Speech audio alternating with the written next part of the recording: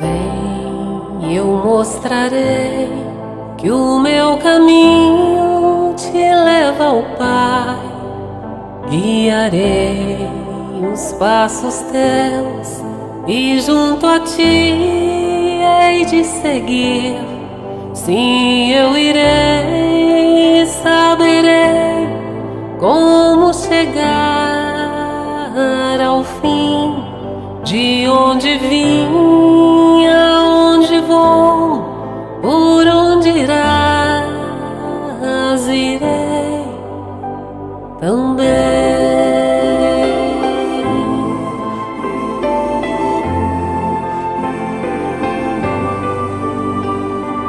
Vem, eu te direi.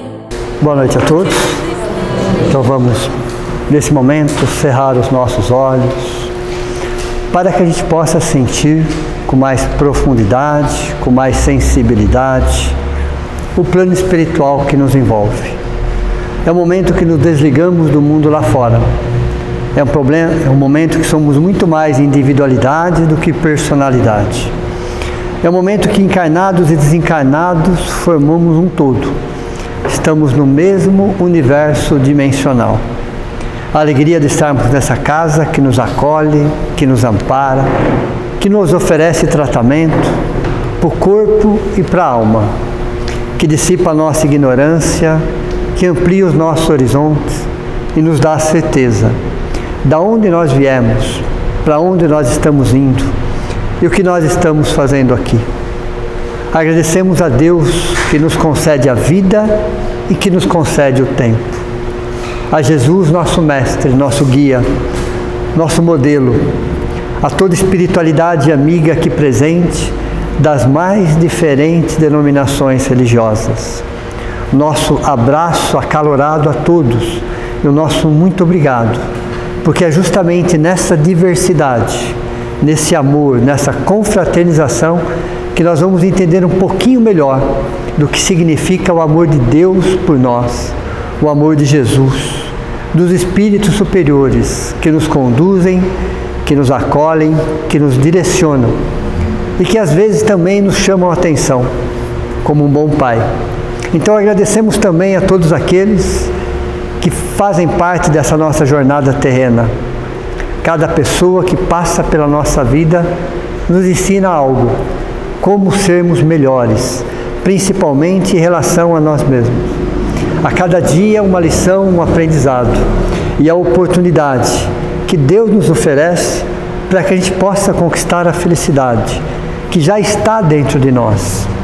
Mas à medida que nós vamos evoluindo, amadurecendo, ampliando os nossos horizontes, nós vamos ter a certeza do nosso valor e do que realmente a vida significa. Que assim seja. Hoje nós vamos terminar o capítulo. Então, o capítulo só foram 3 aulas, né? Um volume de informação muito grande. E à medida que a gente vai buscando, interiorizando, refletindo, amadurecendo, questionando, nós vamos dissipando a nossa ignorância, ampliando os nossos horizontes, entendendo melhor o verdadeiro significado da vida. Então, o capítulo 11º, terceira parte, ainda amar ao próximo como a si mesmo. Então nós vimos na aula retrasada, na aula passada. Na aula passada o foco foi mais relacionamento entre casais, entre 2 seres, né? E nós vamos ampliar um pouquinho mais.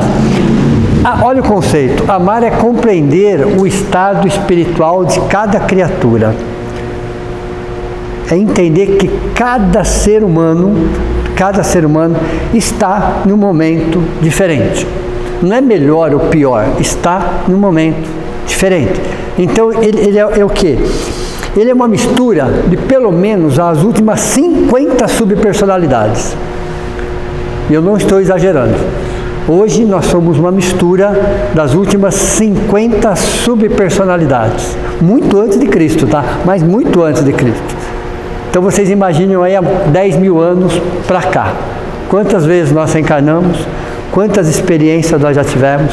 E hoje nós somos o ápice, nós somos o melhor de todas essas subpersonalidades, porque é uma escada que só sobe. É lógico que o nosso cérebro atual não comportaria todas as informações dessas 50 subpersonalidades de 10 mil anos para cá, claro. Então, só uma parte de nós reencarna. Só uma parte se materializa, vamos dizer assim, aquela que pode ser trabalhada nesta equação de tempo. Entenderam? Então nós provavelmente, estávamos todos nós na erraticidade, na mesma época, fazendo um balanço existencial das últimas existências e principalmente das últimas 3 existências, porque as últimas 3 é as que mais impactam o nosso hoje. E nós, junto com o nosso anjo da guarda, junto com a espiritualidade superior, definimos alguns caminhos para essa existência. E se foi um caminho que nós não pedimos, foi um caminho chamado facilidade. Então percebam como esta existência, né, a própria vida, né, eu não estou dizendo que todas as dificuldades vieram do plano espiritual combinada por nós. Eu digo 1/3 delas foram aquilo que nós realmente combinamos, porque precisávamos das dificuldades. Os outros 2/3 ficaram por conta do presente mesmo. É interessante, porque quando a gente pede algumas coisas no plano espiritual para a próxima existência, o que nós pedimos não cabe na palma de uma mão, sobra dedos. Então o que vem além é por conta dessa existência, é por conta do livre-arbítrio. Então o determinismo de hoje foi o livre-arbítrio de ontem.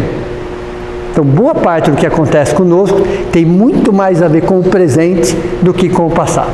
Então existem algumas dificuldades que vieram do passado, algumas dificuldades que fazem parte do presente e algumas do futuro.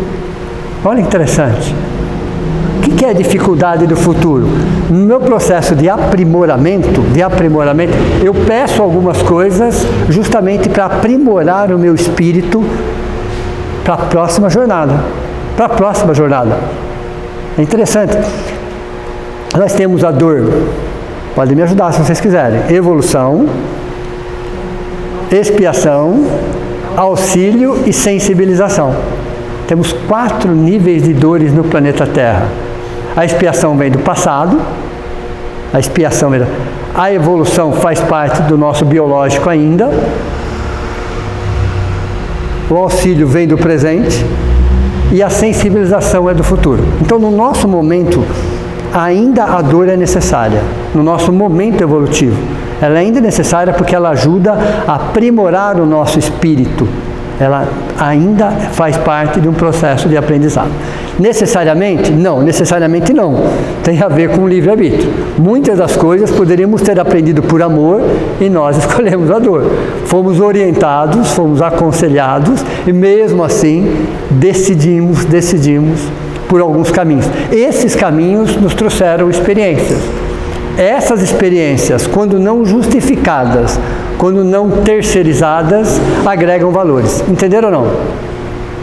Toda experiência que nós chamamos de negativa, que no fundo não é, mas que nós chamamos de negativa, quando nós não justificamos, quando nós não terceirizamos, ela se torna um patrimônio espiritual.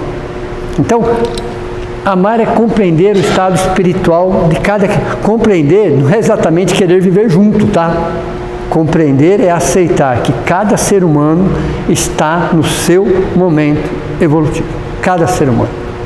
É isso que a gente precisa introjetar isso de nós. Pouco tempo atrás, né, existia uma linha de pensamento, pelo menos, que se dizia, não, mas eu tenho um karma com aquela pessoa, que eu tenho um resgate com aquilo, não tem nada, você não tem nada. Porque o nosso primeiro e principal compromisso é conosco. O nosso segundo compromisso é com a espiritualidade. Em terceiro lugar, vem pessoas. Em terceiro. Então, se eu inverter isso, o que vai acontecer? Eu vou criar um vazio dentro de mim. Eu vou criar um problema muito sério. Então, amar é compreender o estado espiritual de cada criatura, porque cada criatura está fazendo o seu melhor dentro daquilo que sabe, dentro daquilo que entende. Interessante isso. Interessante, porque cada ser humano, quantos somos aproximadamente? Encarnados. 8,5 bilhões. Aproximadamente, o planeta Terra já tem 8,5 bilhões de espíritos na nossa condição. Cada ser humano desse é um universo à parte. Ele traz as suas próprias experiências. Por isso que toda comparação é injusta. Eu vou comparar com o quê? Com o que eu estou comparando? Não tem comparação. Você só pode se comparar a si mesmo. Qualquer comparação ela é injusta, porque você não conhece a história daquele espírito. Você não sabe quais foram as dificuldades, quais foram as conquistas, quais foram os tropeços, quais foram as alegrias. Então vou me comparar com o quê? Então toda comparação é injusta. E por que nós nos comparamos? Isso tem muito a ver com o ego nosso. Ok? Então é exatamente o ego que faz com que existem comparações. Ou eu quero me sentir melhor, ou eu quero me sentir pior. Nunca igual. Nunca igual. E o ser humano, quando ele se preocupa muito mais com os outros do que com ele esquece dele. Pode falar, Franco. Pode se compreender, por exemplo, cai naquela parte, por exemplo, que você vê as coisas, porque não é que você não ficou certo. Você sabe que vai dar tudo. Sem dúvida. Você falar, você questionar, você tentar orientar, e as pessoas que estão em volta da gente, tanto ele está como professor. Sim, sem dúvida. Sim, sem dúvida. Questionável. Cabe a gente falar uma Cabe, sempre cabe. Com jeito, na hora certa, na forma certa. Sempre cabe. Sempre. Aliás, é quase que um dever, entre aspas. Aquela que tem uma experiência a mais, que já passou por aquela experiência, que sabe o resultado daquilo, você chegar e falar, eu sei o resultado disso, eu já passei por isso. É quase que uma obrigação, ok? Agora, a decisão não é nossa. Deu para você entender ou não? A decisão é sempre daquele espírito milenar. Eu estou falando de espíritos, de pessoas adultas, tá? Estou falando de pessoas adultas. Mas o livre-arbítrio, ele é inquestionavelmente respeitado. Deus criou o livre-arbítrio por amor. Lembram disso? Lembram dessa frase? Deus criou o livre-arbítrio por amor, nós criamos a fatalidade pelo determinismo da lei de causa e efeito. Entenderam ou não? E é interessante isso, né? Porque Deus criou, como tudo, né? O livre-arbítrio por amor. Nós criamos a fatalidade. O que é fatalidade? Aquilo que eu não consigo explicar, eu falo que é fatalidade. Não existe fatalidade. Existem forças e leis que eu desconheço, mas não existe fatalidade nas leis maiores. Então eu chamo de fatalidade pelo determinismo da lei de causa e efeito. Da lei de causa e efeito. Quer ver uma coisa que no nosso meio a gente vê muito isso? É um planeta de provas e expiações, é muito comum isso. Algo que vocês já ouviram falar que as pessoas, né? Quando eu falo pessoas, estou falando de nós também, claro, é evidente, né? Não tem como nos isentar disso daí. Qual seria o conceito de status?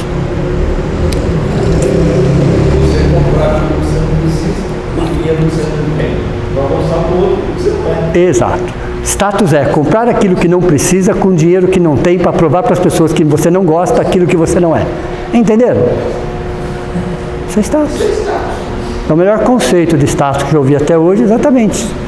E por que você tem que fazer isso? Porque existe um processo de inaceitação de você como você é.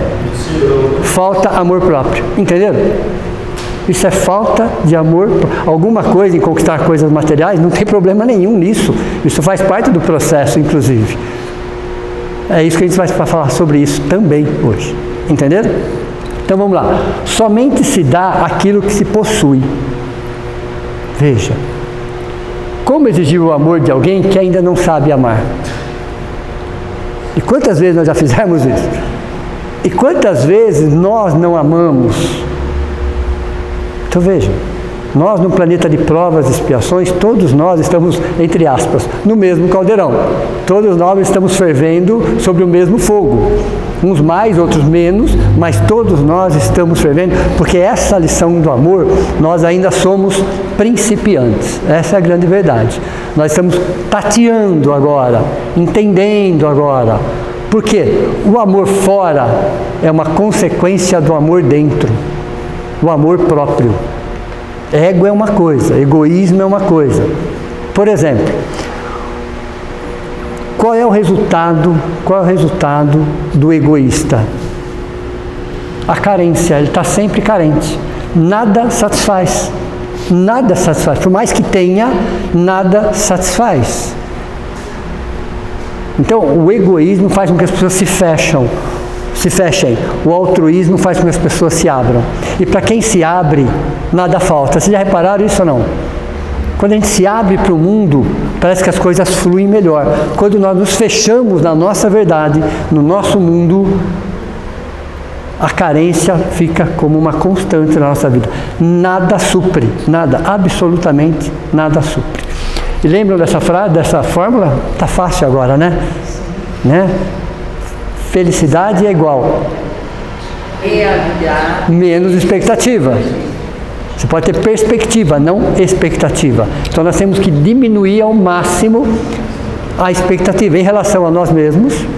Ter expectativa, claro, evidente, é natural. Mas principalmente em relação às pessoas. Porque a felicidade tem a ver com realidade. Não foi o ontem, não vai ser o amanhã. É sempre o presente. Pensem que o nosso espírito, essência, e o nosso corpo físico vivem um tempo só. O presente contínuo.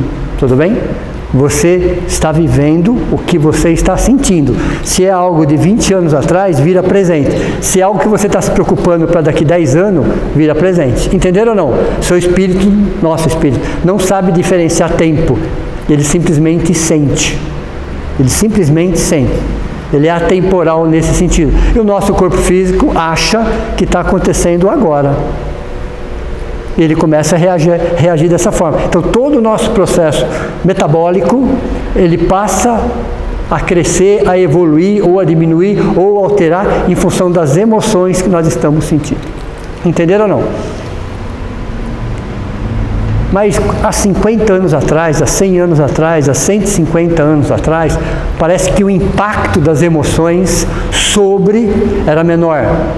Não era que era menor, era que os corpos eram muito mais robustos, muito mais grosseiros.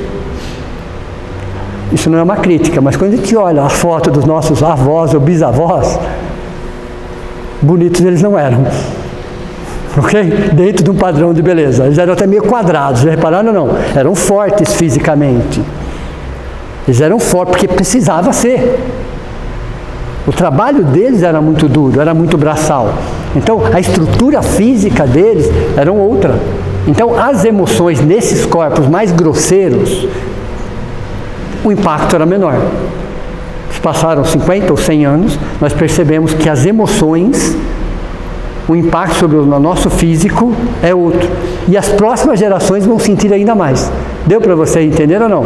À medida que a gente vai reencarnando, o nosso corpo físico vai sutilizando.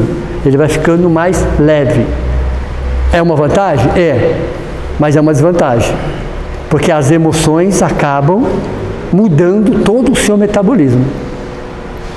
Todo o seu metabolismo. Entenderam? O processo das emoções dentro de nós, sobre cada célula do nosso corpo físico, isso tem a ver exatamente com isso. Ó. Toda cobrança, não estou falando de diálogo, o diálogo é necessário, mas toda cobrança fragiliza relacionamentos. Não existe nenhum relacionamento que suporte, qualquer um, tá? Pai, filho, amigo, esposo, qualquer coisa, que suporte níveis de cobranças exagerados e constantes. Diferente do diálogo. O diálogo é necessário sempre. Mas a cobrança, você está cobrando o que exatamente? Toda hora, a todo momento? A mesma coisa, por anos a fio? Por anos a fio? Ok? Veja, amar é saber dizer não. Aliás, o amor fala mais não do que sim. Porque o amor está muito mais estruturado na razão do que na emoção. Veja, muitos de vocês aqui têm filhos. Para se educar filhos, é muito mais não do que sim. Vocês já repararam ou não? Você tem que falar muito mais não do que sim. Porque se você falar só sim, aonde isso vai parar? Nós somos educados com mais nãos ou com mais sims? Veja, olha interessante. Porque era amor. Ali era amor. O amor fala não. O amor fala não. E para espírito de provas e expiações, o não passa a ser mais importante do que o sim. Porque é um espírito que ainda precisa de uma baliza, que precisa de uma coordenada, que precisa de um direcionamento, que não faz as coisas por amor, às vezes faz pela dor, mas é um momento evolutivo, Os relacionamentos humanos é uma via de mão dupla, seja qual for, ok? O que significa isso? Mediante cada qual avança ou recua, segundo a postura do interlocutor. Interessante isso. É exatamente isso que acontece. A gente se aproxima de quem se aproxima, a gente se afasta de quem se afasta. É natural isso, você não percebe isso. Você vai fazendo inconscientemente, ok? Mas de onde vem o egoísmo? A gente fala tanto em doutrina espírita, fala sobre egoísmo, né? E o filho predileto do egoísmo é o orgulho. O egoísmo, ele fez parte do reino animal, por uma questão de instinto de conservação, de sobrevivência. Então, na questão animal, precisa ser desta forma, por uma questão de sobrevivência. O nosso corpo ainda é um corpo animal. O nosso corpo é considerado um corpo animal. É o ápice da evolução animal do planeta Terra. Toda a natureza levou bilhões de anos, não estou exagerando, para se construir o corpo físico. Bilhões de anos, pessoal. Foram milhões de experiências feitas no laboratório da natureza por bilhões de anos por espíritos superiores. Aí chega alguém do século XX e fala que tem um defeito. Defeito aonde? Aonde que tem um defeito? Não estou falando de um corpo físico. Não existe, pessoal. Vocês imaginam? Foram bilhões de anos, centenas de experimentações feitas no reino mineral, vegetal e animal, transformações, modificações de espíritos muito superiores, auxiliares diretos de Cristo, para alguém chegar nesse corpo está com defeito. Que corpo que está com defeito? Não existe corpo com defeito. O corpo ele é 100% saudável, uma máquina para viver 100 anos, média. Antes do planeta Terra existir, ele estava num processo de formação, isso aproximadamente 4,5 bilhões de anos atrás, já existia o protótipo do ser mais evoluído que iria habitar esse planeta depois de 4 bilhões de anos. Já existia o protótipo, estou falando do corpo físico. Então se levou quase que 3 bilhões de anos de sucessivas transformações para se chegar no corpo físico que é hoje uma máquina, bilhões de células, dezenas de sistemas, de órgãos, trabalhando em conjunto. Ok? Perceba, estou falando da máquina, não estou falando do espírito. Então é uma máquina para viver média 100 anos. 100 anos. E morrer sem nenhuma doença.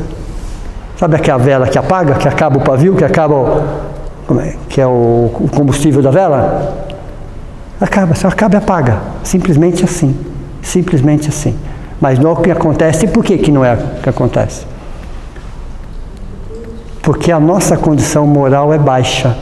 Se a nossa condição moral é baixa, nós produzimos os desequilíbrios espirituais que transferem para o perispiritual, que transferem para o corpo físico. Entenderam ou não? Então, é o espírito que carrega mágoas, ódios, ressentimentos, desejo de vingança, inconformação, inaceitação, força do pensamento, que manda para o corpo espiritual, fica no corpo espiritual por décadas, para depois o corpo físico assimilar aquilo, transformar em doença. Então, o que é a doença? É como se estivesse expulsando alguma coisa de dentro. Algo que não está bem, que não condiz com o equilíbrio. Entenderam? Então não existem doenças, existem doentes. Somos nós que produzimos as doenças. Então se alguém fala, o corpo físico é um projeto inacabado, defeituoso. Não, não é. Não tem como. Não tem como. Ok? É o espírito de um planeta de provas e expiações que ainda não aprendeu a amar, e transfere todo esse desacordo, todo esse desequilíbrio para o seu corpo espiritual, e o corpo espiritual com o tempo passa para o corpo físico. Por que Jesus não curou a todos? Aliás, Jesus curou somente aqueles que estavam praticamente curados, para quem não sabe, ele só deu o toque final. O problema ali só estava no físico, já não estava mais nem no espírito, nem no corpo espiritual, entenderam?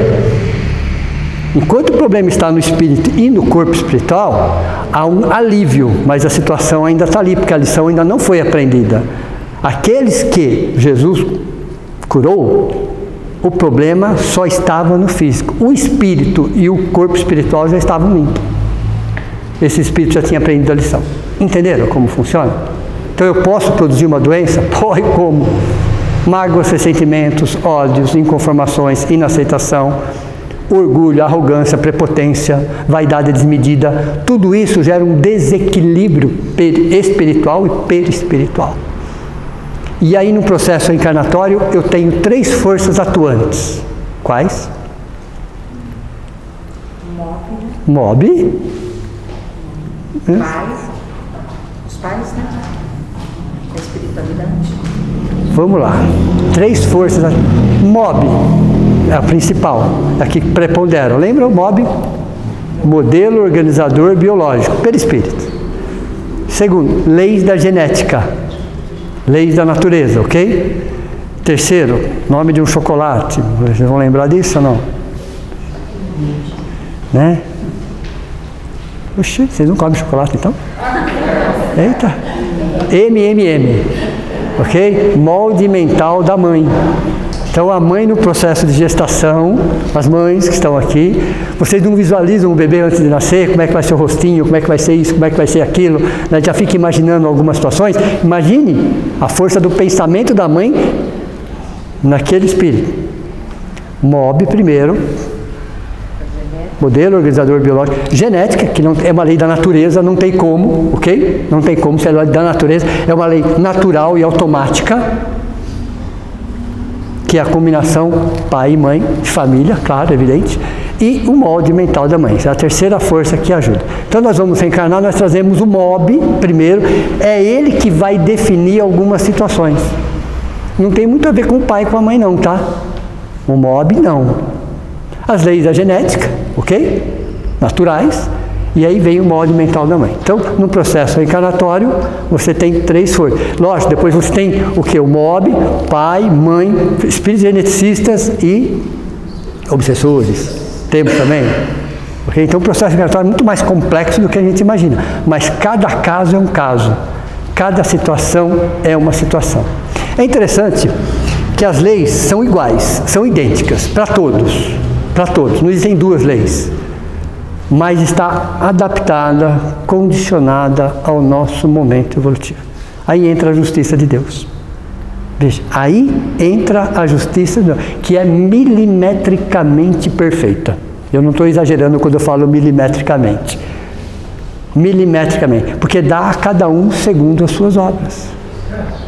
Pode falar. Você falou que em 10 mil anos nós tivemos 50 encarnações. Média, tá? Média. Para o futuro, você se prepara no futuro, retorna, e tudo aquilo que você aprendeu lá, se existe isso, essa possibilidade, quando você retorna na reencarnação, você usa todo esse aprendizado para superar situações que lá no passado se apresentam neste momento, e você usa esses recursos que você aprendeu lá. Então vamos lá, já que sua pergunta sua é boa. Tá, todo esse conhecimento, toda essa experiência fica no meu inconsciente, ok? Aí eu vou reencarnar de novo.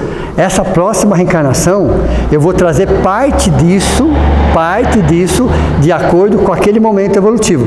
Tem coisas, vou falar assim, da idade média, que está dentro de nós, que está esperando a nossa evolução para daqui 500 anos. Não é necessariamente um processo doloroso, não é necessariamente. Então tem coisas que estão em nós, que nós fizemos de forma consciente. É interessante as leis de Deus, né? Porque ela é igual para todos, mas ela está proporcional a cada momento evolutivo. Qual era o meu nível de consciência? O que eu fiz com consciência? Isso fica registrado. Se eu tiver condição dessa existência resgatar alguma coisa, ótimo. Se eu não tiver, próxima, ou próxima, ou próxima. O que eu sinto, o que eu penso, atrai pessoas e situações para perto de mim. Entenderam ou não? Então você não aprende lá e retorna. Depende da sua evolução do momento presente. Ok? Do momento presente. Então não daria para trazer tudo para resolver em uma só. Até a gente até quer. Quando está na erraticidade, existe um probleminha na erraticidade, pessoal. Nossa visão fica assim. E normalmente nós estamos numa colônia espiritual, ou num posto de atendimento, ok? E nós estamos mais leves, nós estamos muito bem assessorados. Aí nós ficamos entusiasmados. Eu gostaria de resolver umas 10 questões de uma vez só. Aí o nosso anjo da guarda fala assim, ó, se você resolver uma já está de bom tamanho. Deixa as 9 para depois. Nós não teríamos estrutura psicológica, emocional, espiritual. Porque reencarnando num corpo, densidade 1000 vezes maior, numa vibração, provas, expiações, o nosso passado grita em nós, muito mais do que o nosso futuro. Entenderam? Na Idade Média, por exemplo, era comum as brigas e as mortes, né? Sim. Resolver olho por olho, dente por dente. Daí, por exemplo, agora a gente, não sei quando, mas a gente responde proporcionalmente. Sim. Porque naquela época era o correto. Era o correto. E agora a gente responde proporcionalmente. Exato, exatamente. Que nós fizemos. Exato, É isso. exato. Mas aquilo na Idade Média, que a gente sabia que não precisava fazer daquela forma, e que nós exageramos, consciente, aquilo fica para você. Deu para você entender ou não? É como tem uma questão do Livro dos Espíritos que fala assim, o soldado que é enviado à guerra, ele é responsável pelas mortes que ele provoca? Resposta, não. Aí tem o problema do Livro dos Espíritos. Não seria tão bom, né? Não, opa, então tá ótimo. Aí ele põe uma vírgula. Aliás, só tem uma questão do Livro dos Espíritos que não tem vírgula, pessoal. Também, o modelo guia. Só tem uma, que é a questão 625, o resto todas têm vírgula. Deve ser um defeito no Livro dos Espíritos, no mínimo. Porque você acha que você entendeu a resposta, até você ver depois da vírgula. Você fala, não entendi direito, não. Não, é um estado de guerra, ok? Porém, toda crueldade que se fizer por conta será respondida. Toda crueldade que se fizer por conta, não tinha a necessidade. Por exemplo, dava para prender, você matou, então você responde por aquilo. Entenderam ou não? Estava indefeso a ponto de ser preso, você foi lá e judiou, você responde por aquilo. Entenderam ou não como funciona? Vocês acham justo isso? É muito justo. Olha, eu queria saber assim, você disse que apenas uma parte da gente... Só o que precisa nessa reencarnação. Então, nosso espírito tem várias partes e fica lá vivendo... Não é que tem várias partes, o espírito é um só, ok? Só que existem algumas situações que ficam no nosso inconsciente. Nós estamos aqui. Nos últimos 10.000 anos está aqui, não está em lugar nenhum, ok? Porém, você tem o inconsciente e o subconsciente. O inconsciente é todo o nosso passado.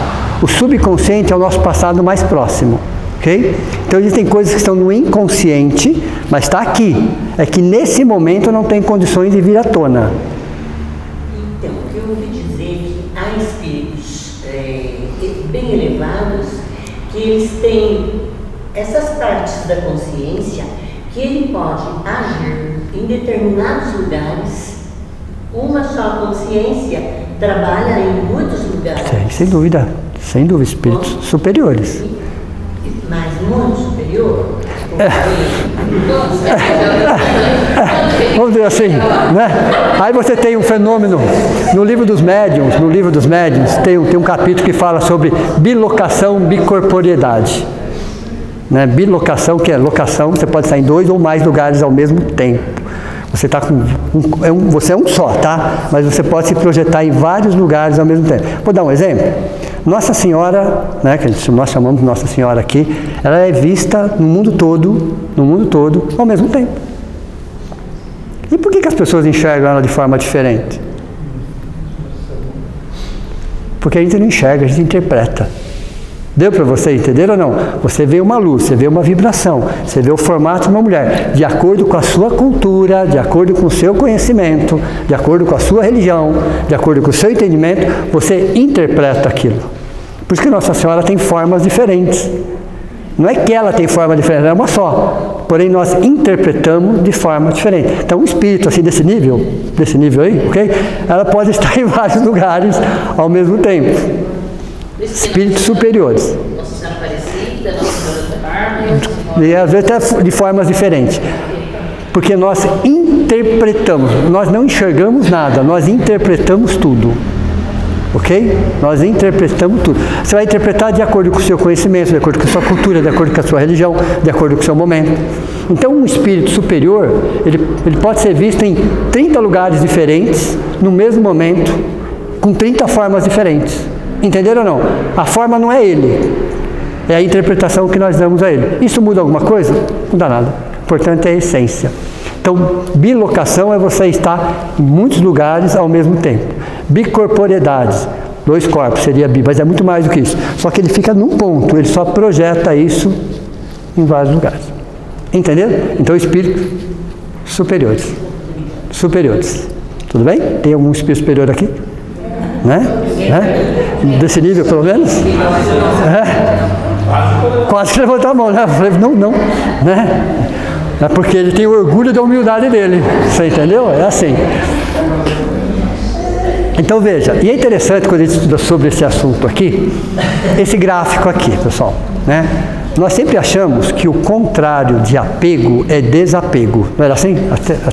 Até agora, pelo menos, nós já achávamos que era assim. Aí vem a doutrina espírita e dá uma bagunçada na nossa cabeça. A ideia é exatamente essa, dar uma bagunçada por quê, pessoal? Para a gente refletir, para a gente analisar, para a gente concordar ou não concordar, para a gente questionar. Então a doutrina espírita não é algo fechado, é algo para refletir, para analisar, para questionar, para comparar, para entender, ok? Não é uma verdade indiscutível, não é uma verdade, nunca foi, muito menos um dogma. É uma filosofia de vida. A doutrina espírita é, acima de tudo, uma filosofia. Filosofia é o quê? É o amor ao conhecimento. É você aceitar todas as diversidades. Olha, interessante. Lembram da palavra universo? Lembram? Ok? Então, por favor. É bom chegar nesse nível de aula que eu posso perguntar um monte de coisa, pessoal. Né? Universo. Unidade que se manifesta na diversidade, gerando totalidade. Veja, pessoal. Quantas formas, né? Quantas culturas nós já fizemos partes? Quantas nós vamos fazer partes? O que me aguarda a próxima reencarnação? Entenderam ou não? Então, quando nós pensamos dessa forma, veja como amplia os nossos horizontes. Temos preconceitos dentro de nós? Temos, todos temos. Faz parte de um planeta de provas e expiações. A reencarnação faz com que a gente vá quebrando esses preconceitos, reavaliando os nossos valores, entendendo exatamente que o principal compromisso é conosco mesmo.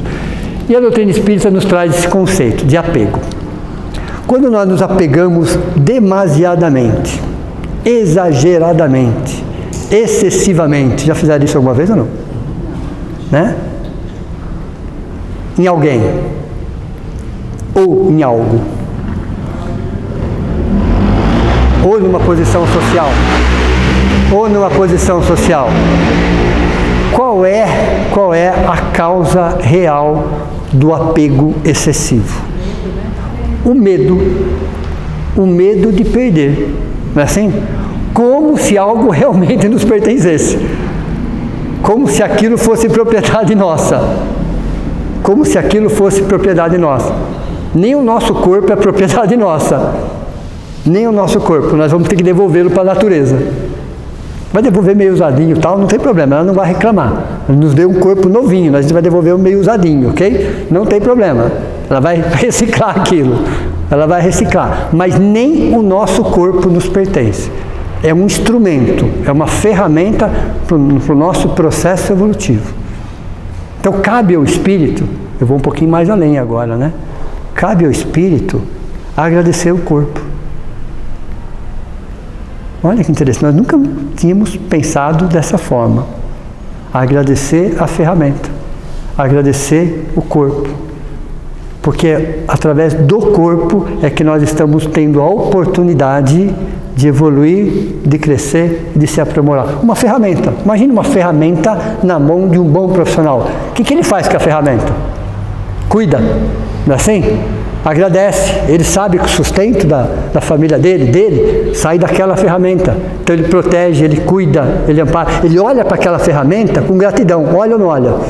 Com gratidão. Ele fala, nossa, o que seria de mim sem essa ferramenta? Nós temos que aprender a olhar para o nosso corpo com a mesma gratidão, com o mesmo reconhecimento. Então, nós não pedimos para reencarnar, nós imploramos para reencarnar, literalmente falando. Eu não estou brincando, eu não estou exagerando. Nós não pedimos, nós imploramos para reencarnar. Porque tem gente que acha que o plano espiritual é melhor do que o plano material. Depende. Se você é um espírito muito superior, realmente lá é melhor. Mas se você é um espírito do nosso nível, aqui é melhor do que lá. É melhor do que lá. Porque nós temos acesso a algumas reencarnações, a algumas lembranças. Lá não tem como pôr uma maquiagem, você é o que você é. Deu para você entender ou não? Imagine que quando nós entramos para essa existência, é como se nós fôssemos encenar uma peça de um teatro. Então nós colocamos o quê? Uma máscara para aquele personagem, não é isso? Aí o que acontece quando acaba o espetáculo? Para onde você vai? Para o camarim. Fazer o quê? Exatamente isso. Essa é a analogia. Então nós vamos reencarnar, nós entramos num palco. Ok? Um palco. Aí nós vamos ter uma máscara, um corpo, um nome, um sobrenome. Nós temos características, ok? Serve como uma máscara. Chega uma hora que o espetáculo acaba. Aí você vai para o camarim e tira a máscara. Então, no plano espiritual, nós somos essencialmente nós. Aqui nós disfarçamos. Lá não dá para disfarçar. Veja. Então, dependendo da situação, é melhor ficar aqui. Aqui nós ainda conseguimos disfarçar. Nós ainda não conseguimos nos proteger de algumas situações do passado, que ficam no inconsciente. É a bênção do esquecimento. A reencarnação também é a bênção do esquecimento. Outra forma alegórica de se falar seria o quê? A reencarnação é o perdão de Deus das nossas faltas. Entenderam? Uma forma alegórica, claro, evidente. Mas reencarnar é um presente. Reencarnar é uma oportunidade, é crescimento. Então muitas vezes o pessoal queria estar lá. Não é bem assim. Porque quem está lá quer estar aqui. Quer estar aqui. Porque a culpa, o remorso, a falta de oportunidade, você tem que esperar o tempo passar. Você tem que esperar algumas coisas acontecerem. E aqui não, você já está aqui. Ok? Pode falar.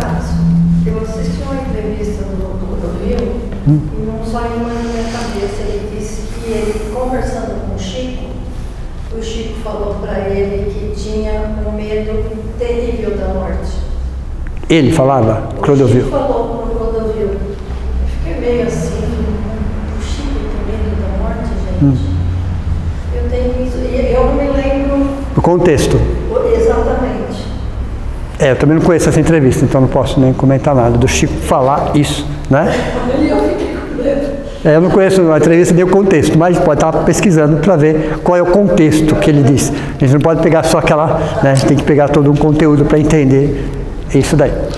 Então, se o medo de perder faz com que a gente se apegue excessivamente a alguma coisa, um lugar, uma pessoa, uma posição social, um bem material, nós, no planeta de provas e expiações, a gente vai para o outro extremo. O outro extremo não é desapego. Então, o contrário de apego não é desapego, é indiferença. Indiferença é o amor que se esconde. Um conceito de indiferença é o amor que se esconde. Ok? Então, a indiferença que é? Então, eu não me apego. Deu para você? Se ficar distante emocionalmente daquela pessoa, daquela situação, daquele bem material, você fica distante, porque você tem tanto medo de perder, eu vou me apegar e eu vou sofrer se eu perder, então eu não me apego. Só que você está no outro extremo, tão prejudicial quanto aquele. porque você vive na indiferença. E viver na indiferença é o amor que se esconde. Você sofre, porque nós, a nossa essência, somos um sentimento. Então, o medo de perder, você se apega excessivamente. O medo de perder, você fica indiferente. Então, o caminho do meio, dos dois extremos, aí é o desapego. Deu para você entender ou não? E o desapego, ele se resume numa frase. O desapego se resume numa frase. Ter sem que o ter te tenha. Entenderam ou não? Ter sem que o ter te tenha. Você convive, você usa, se for um bem material, você usufrui, ok? Mas você sabe e deixa ali. Você usa, você usufrui, você compartilha, você ama, mas entenda que nada, absolutamente nada, nem pessoas, nem coisas, nem posições sociais, nem lugares são propriedades de ninguém. Você vive aquele dia, você vive aquela semana, você vive aquele mês. Então, se eu estou com uma pessoa, se eu estou num lugar, se eu tenho determinado, eu vou curtir aquilo sim, eu vou viver aquilo sim, eu vou fazer o meu melhor sim. Deu para você entender ou não? Porque tudo é para ser, a vida é para ser vivida. A vida é para ser vivida, não por esses extremos. Mas quando a gente sabe que nós somos espíritos em experiências terrenas, nós somos espíritos em experiências terrenas. Estamos aqui de passagem. Onde é a nossa casa? No universo. Estamos numa das suas escolas. Somente em uma das suas escolas. Ok? Isso é um processo evolutivo. Num processo evolutivo. Então o gráfico fica exatamente dessa forma. Aí na questão 909 do Livro dos Espíritos, ela não fala exatamente desse nome, porque esse nome é da neurociência de hoje. O nome é neuroplasticidade autodirigida. Já ouviram falar disso ou não? O que é a neuroplasticidade autodirigida? Na questão 909 fala assim: o homem, ou a pessoa, ou o ser, ele pode domar as suas más tendências? A resposta é sim, o que lhe falta é a vontade. Com pouco esforço, inclusive. Vocês podem pegar a questão 909, ele fala isso, com pouco esforço. O que é neuroplasticidade autodirigida? Neuro vem de neurônio. Plasticidade é porque os nossos neurônios eles se transformam, eles se modificam. Ok? Conforme você vai dando um impulso nele, ele vai buscando aquelas informações. Ele vai se adaptando àquelas informações. Chega um momento que ele já está adaptado àquela informação. E você passa a trabalhar em cima daquela informação. Então, neuroplasticidade é uma transformação neuronal que acontece, e a neurociência já comprova isso, que o nosso impulso, o que é o nosso impulso? É você pensar todo dia na mesma coisa. Eu penso todo dia na mesma coisa, todo dia na mesma coisa. O que vai acontecendo com os neurônios? São bilhões de neurônios, tá?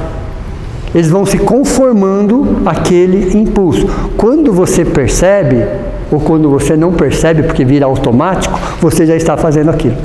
Entenderam ou não? Como funciona isso? Olha o nosso cérebro. Olha o nosso cérebro. Que máquina que é isso? Então, neuroplasticidade é você colocar impulsos. E de onde vem o impulso? Do espírito. Ok? Quem dá o impulso é o espírito. O cérebro é um agente passivo. Você vai colocando impulso, vai colocando impulso, vai colocando impulso. Os neurônios vão se transformando, vão se conformando. Daqui a pouco você está fazendo aquilo sem pensar. Porque é uma máquina. Sempre que eu estou falando máquina. Nosso cérebro é uma máquina. Então, neuroplasticidade é a transformação do neurônio autodirigida. O que é autodirigida? Através de impulso que você vai colocando. Então, vamos colocar um impulso assim, num processo chamado autodesvalorização. Vitimismo. Deu para você entender ou não? Autodesvalorização, vitimismo. O que vai acontecendo? Você vai conformando o seu cérebro frente a esses impulsos. Depois de um tempo, semanas ou meses, ele começa a estar no automático. Tá, oi? Funciona para tudo. Para tudo. O que nos falta um pouco de esforço. Está no livro, questão 909. Ok? Então, se eu quero alguma coisa de positivo, claro, dentro das leis maiores, pessoal, é interessante que a gente fala assim, eu gostaria de ficar milionário. Né? Quando o nosso anjo da guarda escuta a gente falar isso, ele faz assim, ai meu Deus do céu. Ele põe a mão na cara e ele se preocupa. Eu vou jogar não sei na onde, para ficar milionário, não sei o que lá. Ele faz, não, melhor não. Não. É verdade, eu não estou brincando, pessoal. Eu não estou brincando. Porque nós ainda não temos estrutura psicológica e emocional para gerir um valor muito além da nossa capacidade. Nós não temos, essa é a grande realidade. Então a possibilidade de você se perder é muito maior. Estou num planeta de provas e expiações para espíritos moralmente atrasados com muito dinheiro no bolso. Imagine, para pensar. Parem para pensar. Ok? Então eu vim aqui para viver na escassez? Não. A espiritualidade nunca falou isso. Nunca falou isso. Ok? Nunca disse isso. Nunca fez apologia à pobreza. Nunca. Se alguém falou isso, não. Em momento algum. Viva bem. Viva de acordo com os seus recursos. Aproveite da vida o que ela pode te oferecer. Seja feliz. A doutrina espírita sempre nos disse isso. Com equilíbrio. Com equilíbrio. Só isso. Só isso. Só isso. Simplesmente isso. Então, neuroplasticidade autodirigida são os impulsos que eu diariamente vou introjetando e o meu cérebro, os neurônios vão se conformando baseados naqueles impulsos. Então, se eu sou uma pessoa otimista, pessoal, imagina, ele vai se conformando nesse sentido. Se eu sou uma pessoa negativista, ele vai se conformando nesse sentido. Ok? Se eu costumo usar da maledicência, eu nem percebo, eu já estou falando mal dos outros. Entenderam ou não? Eu nem percebo, quando eu vejo, eu estou falando. E por quê? Porque os seus neurônios estão conformados naquele padrão. Naquele padrão. Hoje a neurociência comprova isso, pessoal, cientificamente. Que as emoções e os pensamentos sobre os neurônios. Tá, mas eu sou assim, como é que eu faço? Vira a chavinha e começa. Vai ser difícil? Lógico que vai, é evidente que vai. Mas aos poucos você vai se superando. Aos poucos. Com esforço, com dedicação, com ajuda, às vezes de psicólogo, psicoterapeuta, não importa aonde você vai buscar ajuda. Se precisa de ajuda, vamos buscar ajuda. Mas você sai desse padrão. O grande problema é perguntar para o doente se ele quer se curar. A princípio sim, né? A princípio todos os doentes querem se curar. É a passagem de Jesus, quando o cego, Bartimeu, cego de nascença, a cidade, o lugar que ele estava, o povoado que ele estava, cuidava dele desde pequenininho, porque ele era cego, então todo mundo dava de alguma coisa, algo para ele, para a sua subsistência. E ele cresceu e virou um adulto. Ok? E a cidade continuava abraçando, acolhendo ele. Todo mundo gostava dele, o cego desde pequenininho. Aí se descobriu que Jesus ia passar exatamente no meio. Aí montaram toda uma estrutura para que Jesus pudesse curá-lo. Olha, interessante. E conseguiram. Quando se colocou ele na frente de Jesus, a pergunta de Jesus: o que quer que eu faça? Veja, meio óbvio a pergunta. Não, não tem nada de óbvio essa pergunta, pessoal. Jesus sabia que ele era cego. A pergunta não era essa, pessoal. Quando Jesus fala, o que queres que eu faça? A pergunta tem uma profundidade muito maior do que aquilo. Era claro, que evidente, né, que a maioria das pessoas queria que ele fosse curado da cegueira. Tá. O que aconteceria no dia seguinte? Você acha que a cidade ia continuar acolhendo da mesma forma? Ficar carente. Perceberam? Então, tem pessoas que se seguram nas doenças.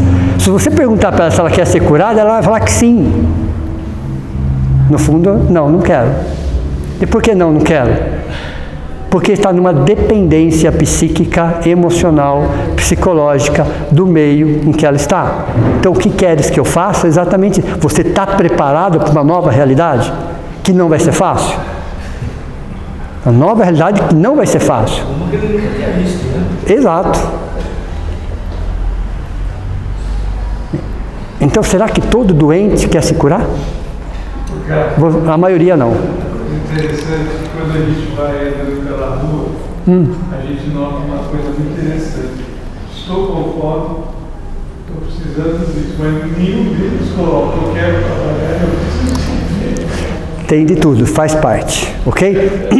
Então, para se trabalhar neuroplasticidade autodirigida, nós vamos, tá aqui, ó, nós vamos ter que eliminar 7 hábitos da nossa vida.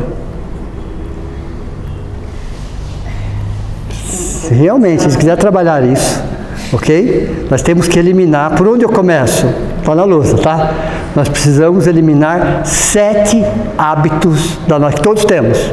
Em maior intensidade ou menor intensidade, pouco ou muito, não interessa, ok? Todos temos. Podemos pegar pelos mais leves, tá? Para ir pegando confiança. Não pegue pelo mais pesado, mais difícil nesse momento. Pegue pelos mais leves, e aí vai trabalhando, vai ganhando confiança, depois pega o segundo e vamos conversando. Quais são esses hábitos? Os 7 hábitos que todos temos. Neuroplasticidade autodirigida. Primeiro hábito que nós temos, ok? Nem está em grau de importância aqui. São só 7 hábitos. Maledicência. Ok? Trocar pela indulgência. Então, maledicência, né? A capacidade que nós todos temos de falar mal dos outros. Isso todos nós temos. Em algum momento nós fazemos isso. Tomara que seja só em alguns momentos, ok? Todos nós temos esse infeliz hábito enraizado, cristalizado, automático e inconsciente. Por quê? Porque os nossos neurônios estão conformados com esse impulso. Por isso que é tão simples, tão fácil, tão natural, tão rápido, tão espontâneo. Maledicência é um dos hábitos que nós temos que nos mantém numa vibração muito baixa. A maledicência é uma vibração muito baixa. O segundo, julgamentos. Julgamento. Julgar as pessoas, condenar as pessoas. É interessante isso, né? Nós podemos até ter a nossa opinião, sim, mas julgar e condenar, nós fazemos isso constantemente.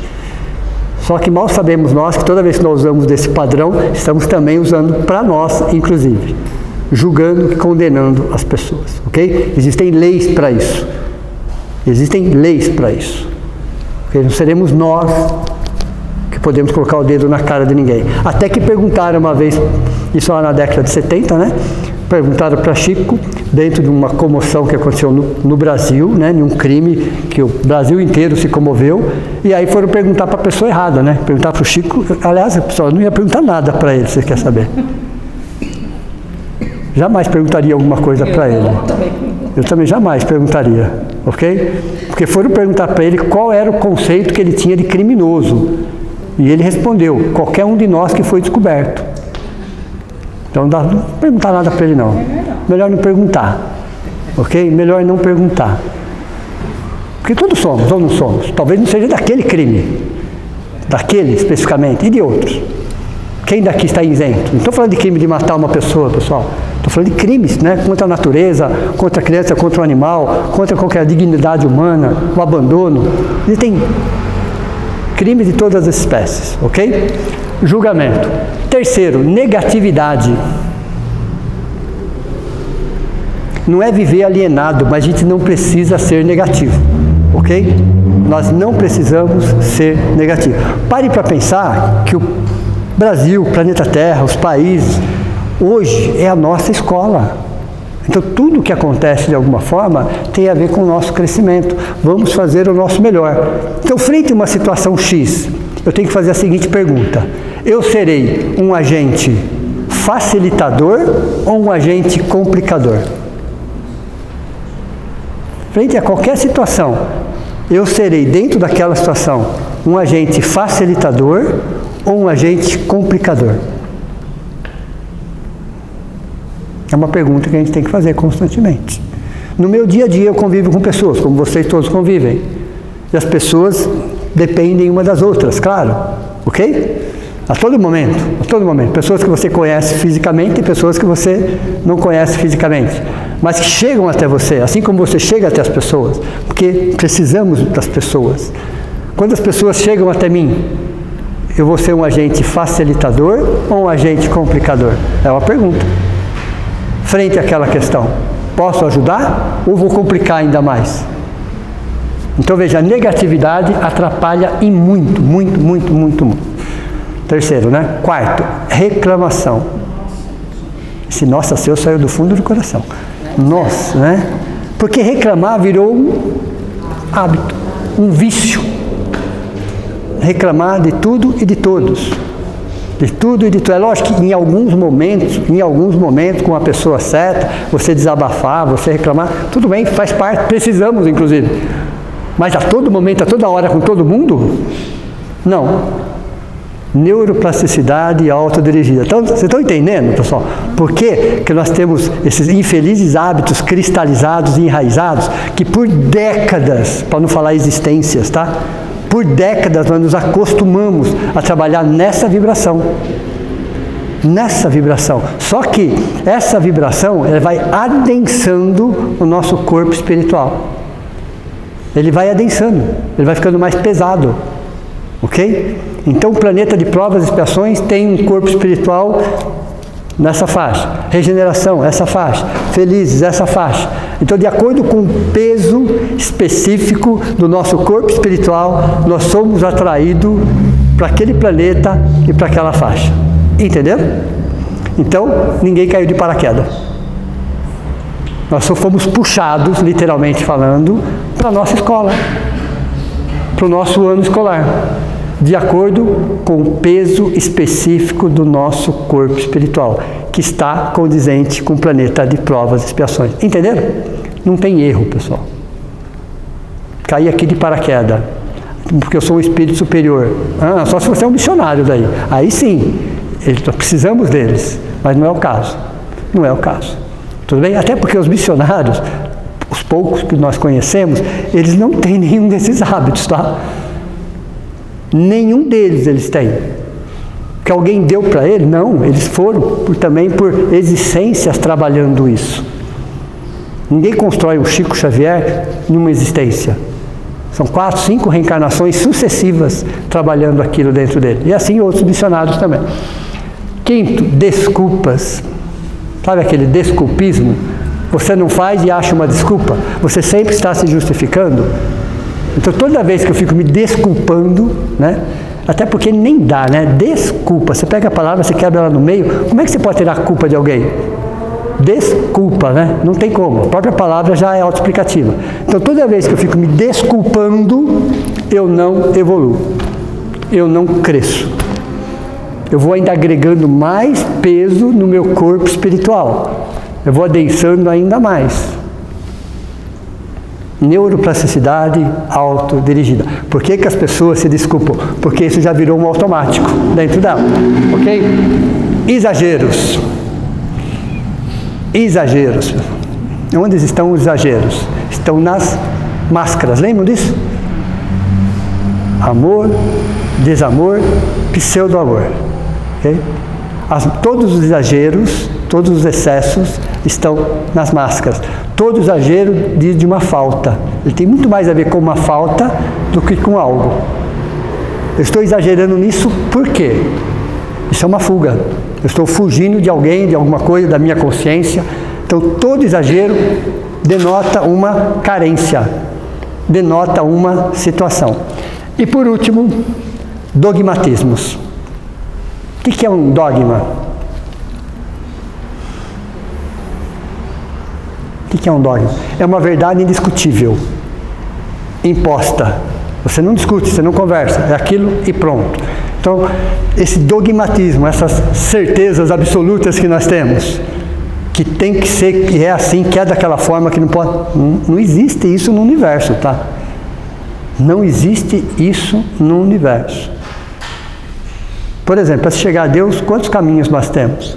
8,5 bilhões. Só contando de encarnados, nós temos 8,5 bilhões de caminhos diferentes. E todos são caminhos.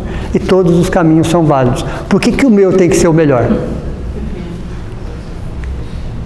Olha, interessante. E por que eu sigo um dogma?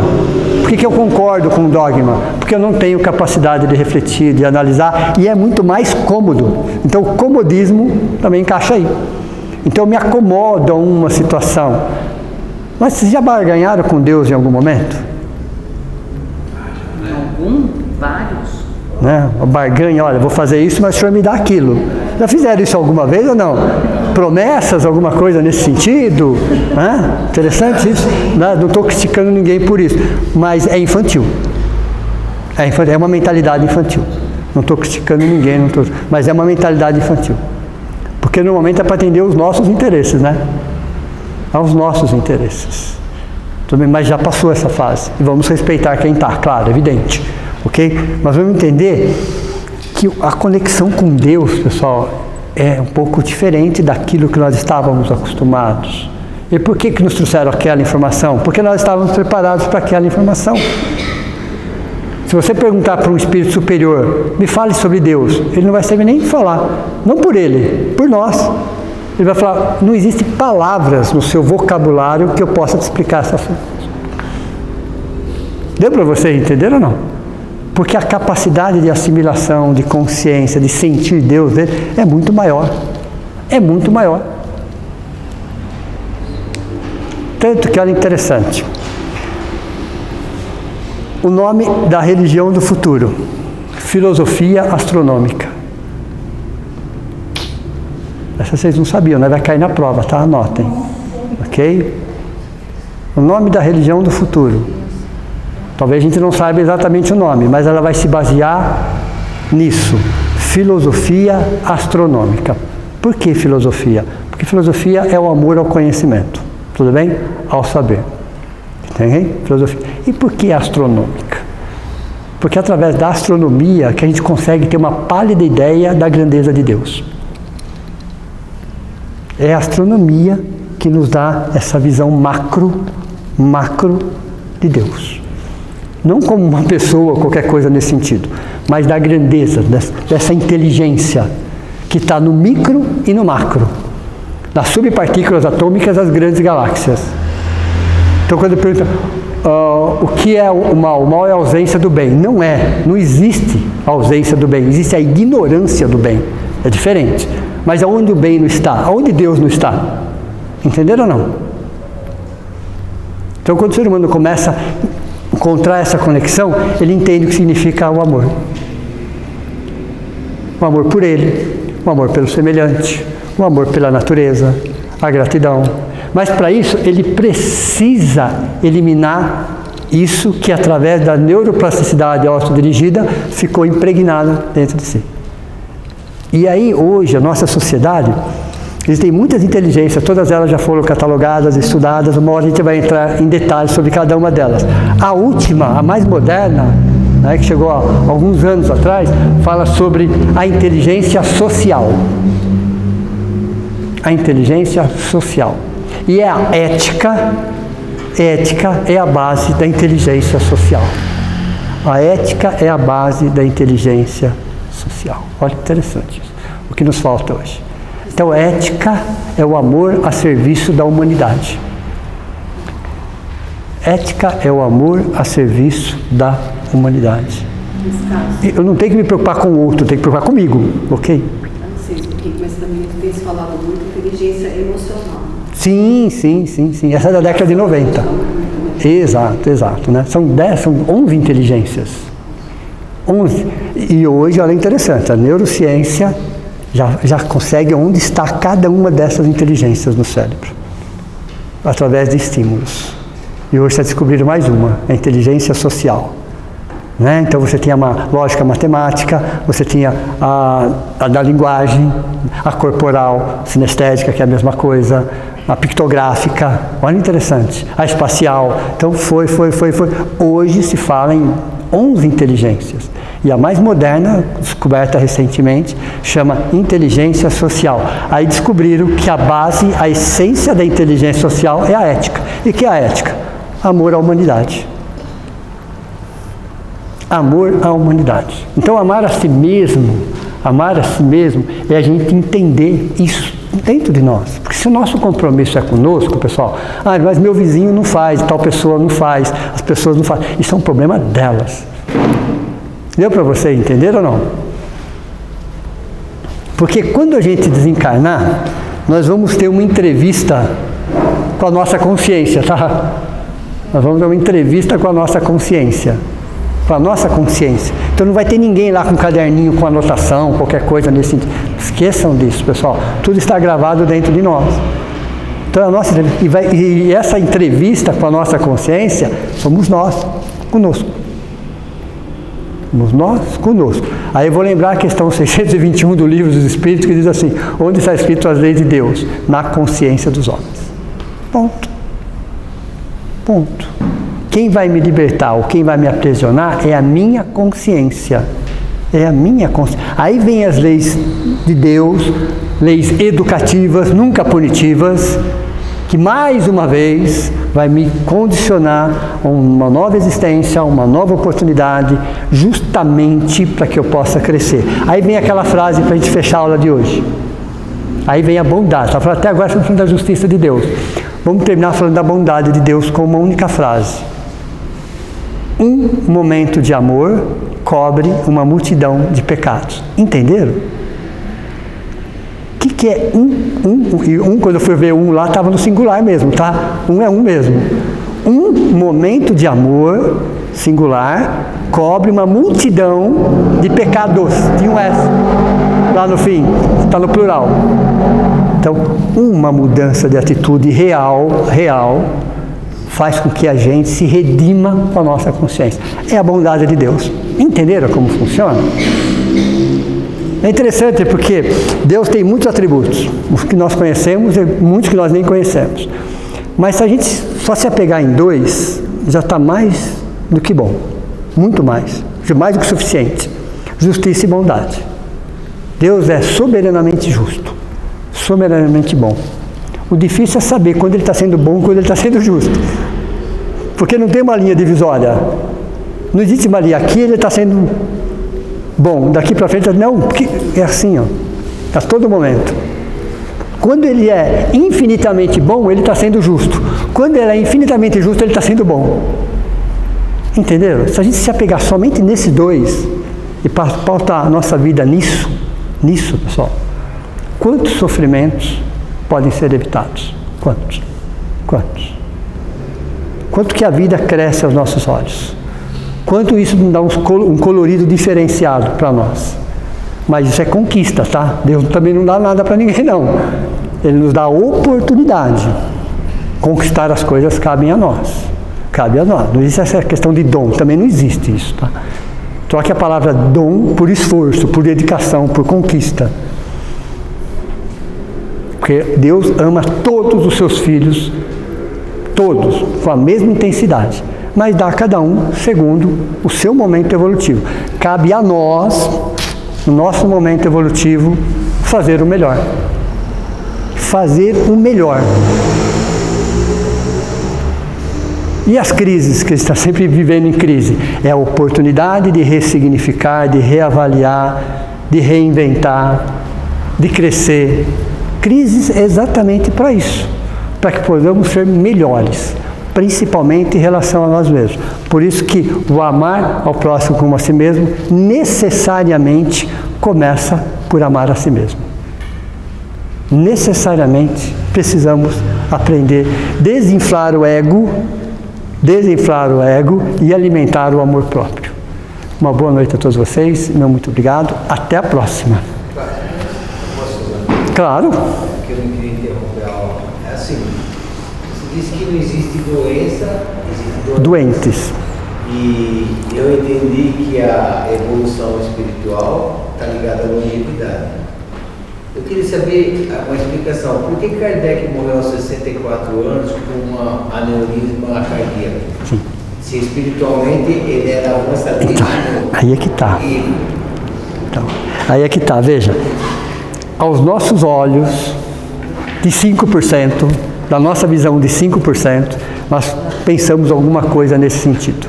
Esse espírito, na reencarnação, na missão, no tempo que ele tinha para fazer aquilo, ok?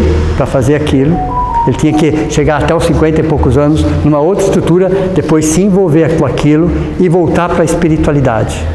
Então é como se um acordo dele com a espiritualidade de voltar mais ou menos naquela época, porque a missão dele continuaria em outros patamares, em outros níveis. Então, por que da doença? E como é que você vai desencarnar uma pessoa com 65 anos, mais ou menos? 74. Entendeu? Então, quer dizer, somente através de uma doença. Aí é a dor auxílio. Aí é a dor auxílio. Entenderam? Então, você fala assim, como que um espírito, num porte de Allan Kardec, desencarna de uma doença? Aí é a dor auxílio. É a dor somente do corpo físico. Pode estar lá também naquele passado, né? Pode também, quer dizer, por isso que eu comecei assim, tá?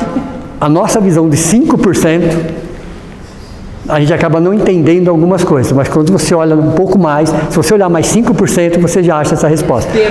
Pode ser um coisa de um passado dele, pode ser uma dor auxílio, não importa. E como que eu vou desencarnar com 65 anos? Numa doença. Porque você tem vitalidade. Enquanto você tem vitalidade, seu espírito ainda está preso ao corpo. Então uma doença desgasta nesse sentido. Agora, sabe o porquê? Ele talvez sabe, não como encarnado. Ele, como na espiritualidade, ele sabe exatamente por que daquilo. Por que o Chico Xavier teve tantos problemas de saúde? Era o momento que ele precisava. Pode ser do passado, pode ser do futuro, pouco importa. O importante é a missão. Ok? Então tem espíritos que pedem algumas situações. Por exemplo, Jesus sabia que ia ser crucificado antes da encarnação dele. Ele sabia. E o Chico morreu com uma parada cardíaca. Você entendeu? 92 anos. Não, 92 anos. Então, cada situação é uma situação. É difícil a gente avaliar o mapa perispiritual de cada espírito. Existem muitas doenças. Existem muitas situações aí. Ok? Mas para o espírito, pessoal, com milhares de existências, uma mais, uma menos, nem faz tanta diferença. O que é importante é a missão.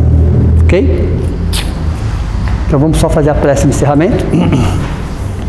E nesse momento agradecemos a toda a espiritualidade, a equipe de médicos, enfermeiros, socorristas, passistas do plano maior, aos nossos entes queridos que aproveitaram desse momento, dessa vibração, desse ambiente e que se aproximaram de nós, que nos deram um abraço, nos deram um beijo, ficaram pertinho de nós por um tempo, que possamos agradecer a Deus, nosso Pai, por nos conceder sempre as oportunidades que nós precisamos, que nós necessitamos, que a gente possa reavaliar, ressignificar, entender que ninguém reencarna para sofrer, para passar por dificuldades.